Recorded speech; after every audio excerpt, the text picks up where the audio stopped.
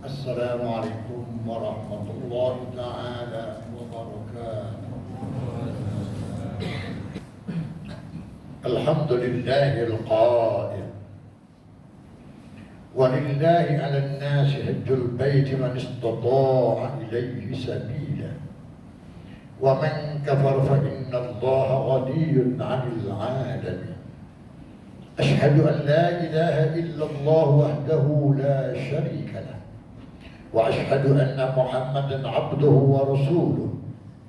اللهم صل على سيدنا محمد وعلى آله وأصحابه أجمعين.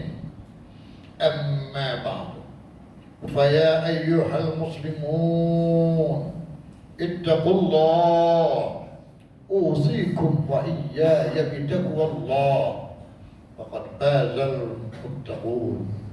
قال الله سبحانه وتعالى: يا أيها الذين آمنوا اتقوا الله حق تقاته ولا تموتن إلا وأنتم مسلمون.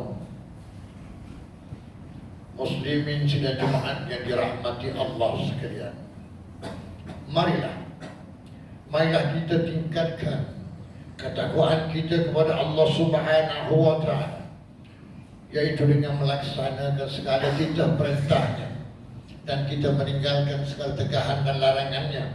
Mudah-mudahan kita akan mendapat rahmat dan keridhaan Allah Subhanahu wa Ta'ala di dunia dan di akhirat. Khatib pada hari ini akan membicarakan khutbah yang bertajuk Haji itu Arafah. Muslimin tidak Jumaat dirahmati Allah sekalian, berwukuf pada hari Arafah adalah rukun haji yang mesti ditunaikan. Hadis dari Abdurrahman bin Ya'mar bahwa Rasulullah sallallahu alaihi wasallam bersabda, Al-Hajju Arafah. Haji itu adalah Arafah. Hadis riwayat At-Tirmidzi. Sidang Jumaat yang dirahmati Allah sekalian, hari Arafah pada 9 Zulhijjah setiap tahun adalah merupakan hari yang Allah Subhanahu wa Ta'ala kurniakan rahmat dan barakah, diperkenankan segala doa.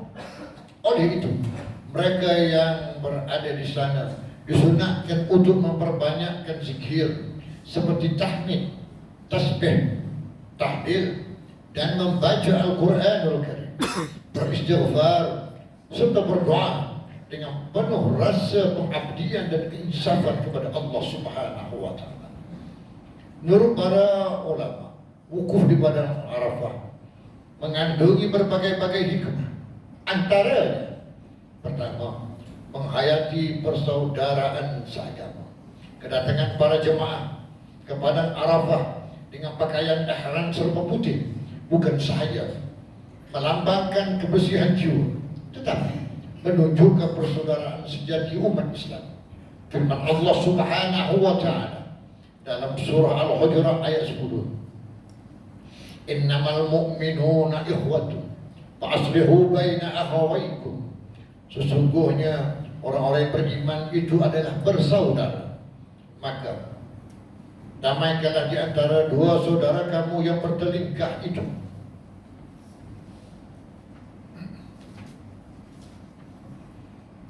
Lebih-lebih lagi manusia adalah keturunan yang sama, yaitu daripada Adam alaihissalam dan Hawa, asal permulaan manusia di muka bumi ini. Oleh itu, betapa perlunya manusia menjalinkan hubungan baik dengan saudara-saudara mereka. Yang kedua, menyadari pentingnya perpaduan. Perhimpunan di padang Arafah merupakan perhimpunan tahunan terbesar umat manusia di muka bumi ini. Mereka berjumpa, berkenalan dan berbincang. Mereka tambah meyakini betapa besarnya kekuasaan Allah Azza wa Jalla menjadikan makhluk bernama manusia di seluruh penjuru bumi yang berbeza warna kulit, budaya dan bahasa bertuturan. Melalui pakaian seragam warna putih, mereka hormat menghormati tanpa pangkat, tanpa mengenal pangkat dan kedudukan, tanpa mengenal fahaman politik, tanpa mengenal kaya atau miskin. Semuanya menyembah Allah Azza wa Jalla yang satu. Bagaimana firman Allah Subhanahu wa taala dalam surah Al-Hasy ayat 103. Wa'tasimu bihablillahi jami'an wa la tafarraqu. Dan berpegang teguhlah kamu sekalian kepada tali Allah, yakni agama Islam, dan janganlah kamu berpecah belah. Ketiga, mengisafi tentang kematian. Memakai pakaian ihram serba putih yang tidak berjahit, seolah-olah mengingatkan kita kepada kain kafan yang akan membaluti tubuh kita ketika nyawa dipisahkan daripada jasad.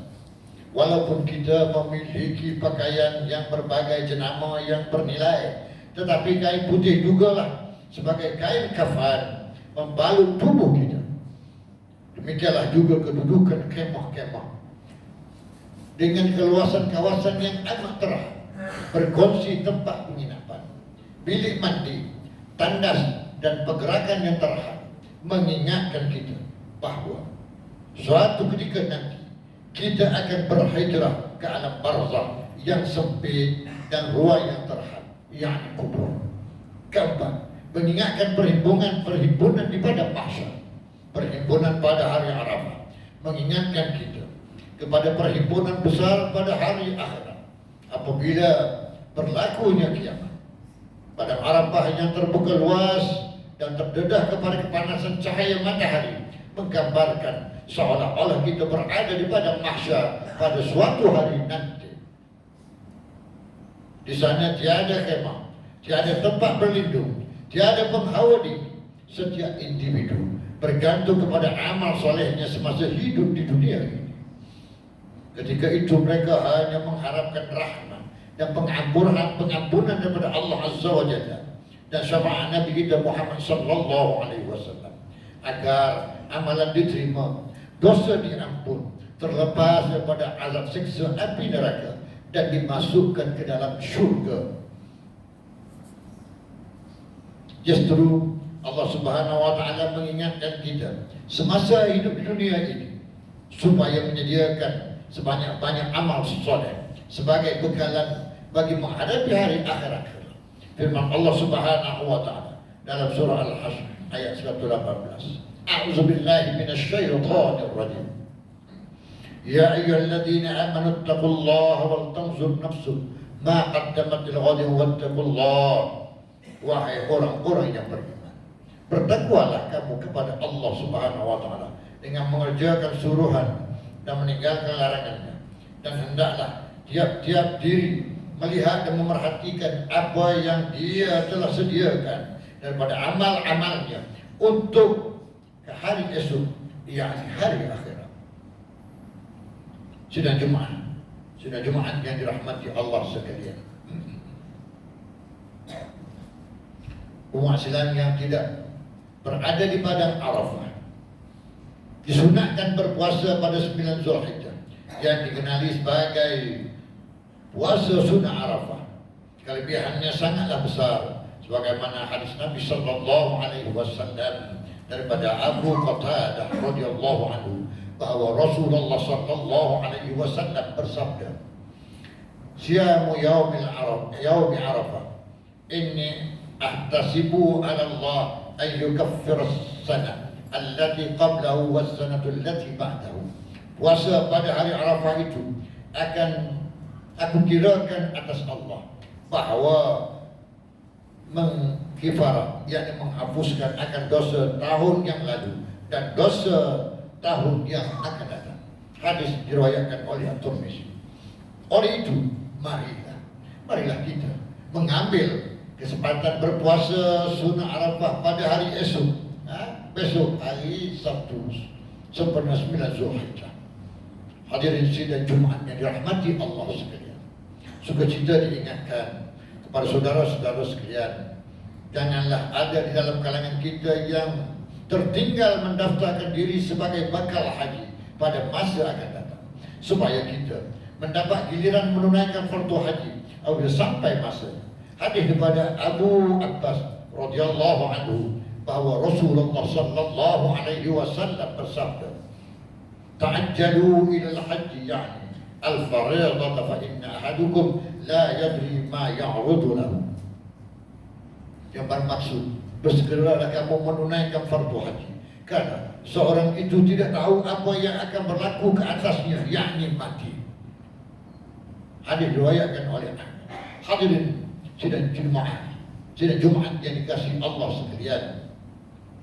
Bagi mengakhiri khutbah kita, marilah sama-sama kita hayati saranan yang berikut. Pertama, umat Islam hendaklah sentiasa berusaha untuk melepasi tahap istita'ah yang diputuskan oleh syara melalui ketetapan pemerintah untuk menunaikan haji. Yang kedua, wukuf di padang Arafah adalah inspirasi kepatuhan kepada Allah dan perpaduan umat Islam yang perlu berterusan sepanjang zaman, walau di mana dan dalam keadaan apa sekalipun. Yang ketiga, umat Islam yang tidak dapat menunaikan haji hendaklah turut serta menghayati gerakan-gerakan ibadah yang dilakukan oleh bakal haji di tanah haram. A'udzubillahi minasyaitonir rajim.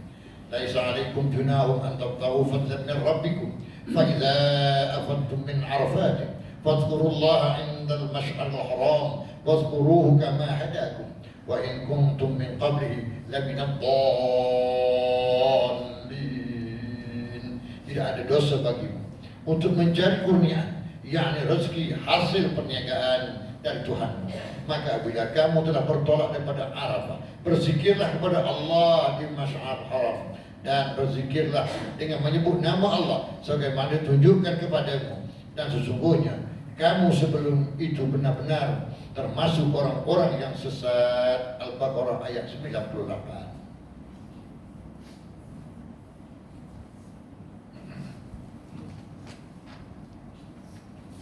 Barakallahu li wa lakum bil Qur'anil azim wa nafa'ani wa iyyakum bima fihi min al-ayati wadh-dhikril hakim wa taqabbala minni wa minkum tilawatah innahu huwas samii'ul 'aliim. Aqulu qawli hadha wa astaghfirullahal 'azim li wa lakum wa li sa'iril muslimina wal muslimat fastaghfiruhu innahu huwal ghafurur rahim.